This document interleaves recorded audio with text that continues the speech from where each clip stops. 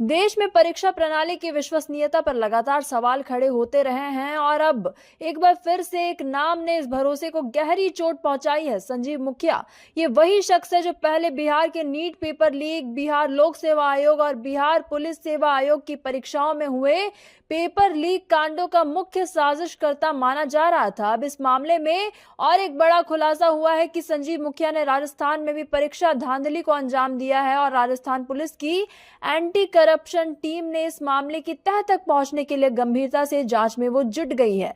अब राजस्थान के कोटा में हुई परीक्षा में गड़बड़ी को लेकर संजीव मुखिया की भूमिका सामने आने के बाद राजस्थान पुलिस ने बिहार की आर्थिक अपराध इकाई यानी कि ईओयू से संपर्क किया और स्थापित किया। बताया जा रहा है कि पुलिस की एक टीम अब पटना आ रही है ताकि संजीव मुखिया से पूछताछ कर सके और इस पूरे गोरख धंधे की जड़ों को पकड़ सके। जांच में यह भी सामने आया कि न सिर्फ बिहार और राजस्थान बल्कि दिल्ली, झारखंड, ओडिशा और पश्चिम बंगाल जैसे कई राज्यों की परीक्षाओं में भी इस गिरोह की संदिग्ध भूमिका की जांच की जा रही है। वही पूछताछ के दौरान संजीव मुखिया ने कई चौंकाने वाली जानकारियां दी हैं। उसने माना है कि उसने गिरोह में उसका बेटा डॉक्टर शिव, रॉकी और उसके कई अन्य रिश्तेदार भी सक्रिय हैं। रॉकी की जिम्मेदारी थी कि सरकारी डॉक्टरों और साल्वर गैंग के बीच में सेटिंग कराना। इसके लिए वह पटना और रांची के कई नामी सरकारी अस्पतालों में डॉक्टरों के संपर्क में था और आपको बता दें उन्होंने बड़ी रकम देकर पेपर हल करवाता था उनसे। और ये सुनियोजित नेटवर्क है जो देश की परीक्षा प्रणाली को खोखला कर रहा है।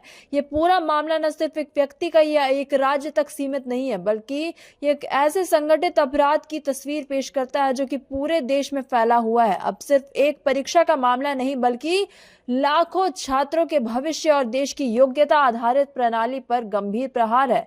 सवाल अब यह है कि कब तक ये नेटवर्क यूं ही चलता रहेगा और क्या हमारी व्यवस्था इस खतरे से निपटने के लिए तैयार है।